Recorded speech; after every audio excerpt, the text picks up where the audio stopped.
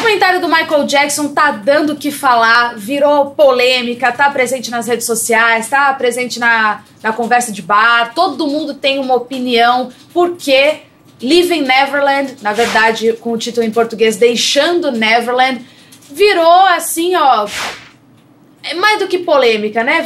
É um assunto que já vem perpetuando aí ao longo da história e voltou à tona com força total. E a gente tá aqui para discutir qual é que é, se tem culpa, se não tem, o que tá pegando nesse tal desse documentário. Mas antes de mais nada, já curte aqui, comenta, fica aqui com a gente, compartilha esse vídeo.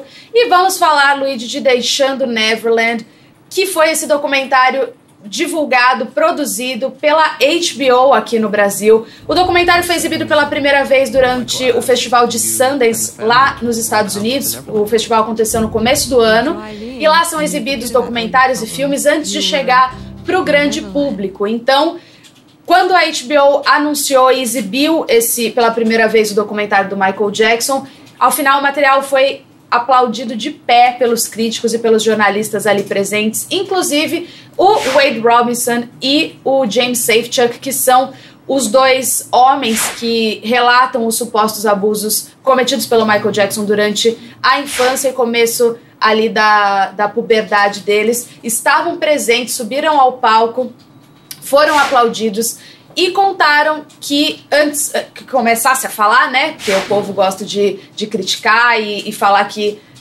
o povo só faz as coisas por dinheiro, eles deixaram bem claro, e um dos representantes da HBO ali presentes também deixou bem claro que eles não ganharam R$1 para fazer isso. E para quem não viu o documentário, vou dar uma geral, porque são 4 horas de material no total. Aqui no Brasil foram exibidas 2 horas em um final de semana e 2 horas no final de semana seguinte na HBO, né, como eu disse. E a gente vê uma mescla dos depoimentos de duas pessoas que não se conheciam até então e que tinham passado pela mesma história, quase um modus operandi aí praticamente igual, teoricamente, supostamente, nas mãos do Michael Jackson. Mas é uma coisa meio estranha essa história, né, Vi? Esses assédios, essas histórias vieram à tona só agora. É muito delicado, né, Lu? Porque, assim, a gente vê o quanto isso mexeu com a infância deles, e a gente tá falando de um ídolo mundial, né, nível Madonna aí, enfim, se é que a gente consegue comparar o Michael Jackson com outro artista, e como isso influenciou negativamente na vida deles depois. Então a gente tem, para embasar o depoimento desses dois meninos e que hoje são homens, pais, né, e com suas respectivas famílias, a gente tem gravação de secretária eletrônica, a gente tem fax, a gente tem a voz do Michael Jackson, fotos do Michael Jackson na casa de um deles, por exemplo, porque o Michael Jackson frequentava a casa do James Safechuck, por exemplo. Então a gente tem provas ali bem contundentes, né? Elas são bem palpáveis, são provas bem fortes, e por isso que o documentário se fez valer, né? Porque acho que sem essas provas e só com seria o mais do mesmo, né?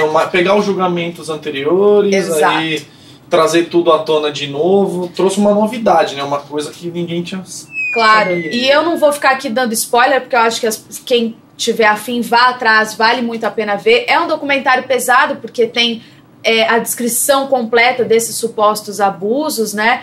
Mas a gente vê ali família, esposa, mãe desses meninos contando como que era essa questão para elas e o que levou elas a deixar o filho delas pequeno ali, de 7 anos, 8 anos, dormindo na mesma cama que um homem de 35. Então, a gente vê um momento muito tenso também do documentário, onde o Safechuck, ele abre uma caixa onde ele guarda algumas joias que o Michael dava para ele de presente, e que a gente vê ele tremendo, ele chora. Para mim foi uma parte muito punk mesmo do material.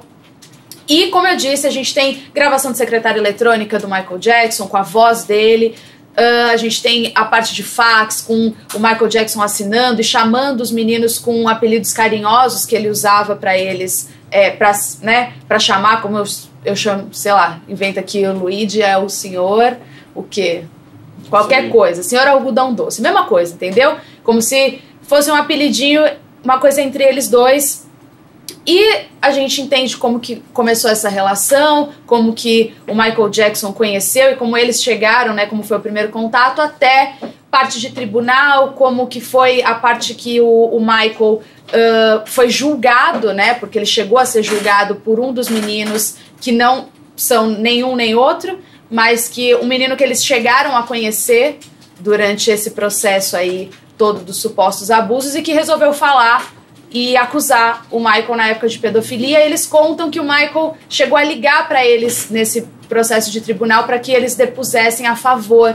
O Wade Robinson, que é um dos homens que falam sobre os supostos abusos, relatam os supostos abusos, chegou a defender o Michael Jackson no tribunal. Ele explica sobre o que levou ele a tomar essa decisão e por que ele estava contando a versão dele só agora dos fatos. Enfim, não é um assunto fácil, é meio confuso de entender, mas fica muito explicadinho, muito bem explicado. Como vocês puderam ver algumas fotos, algumas imagens aí que passaram ao longo desse vídeo, vocês veem que as provas realmente estão ali. Tá disponível no HBO Go o documentário, então quem for assinante ou quem for assinar vai ter... isso não é merchan, tá? É só porque... Vai ter acesso porque é só lá, né? Vai ter acesso realmente porque quem tiver interesse, acho que vale a pena ver. E eu quero saber de você aí, quem já viu? O que vocês acham? É culpado, não é culpado? Se você não viu, você tem interesse em assistir? O que vocês acham dessa história toda? Tudo que a mídia tá falando? Vocês acham que tem culpa, não tem? Conta aqui que a gente quer saber e a gente se vê no próximo vídeo.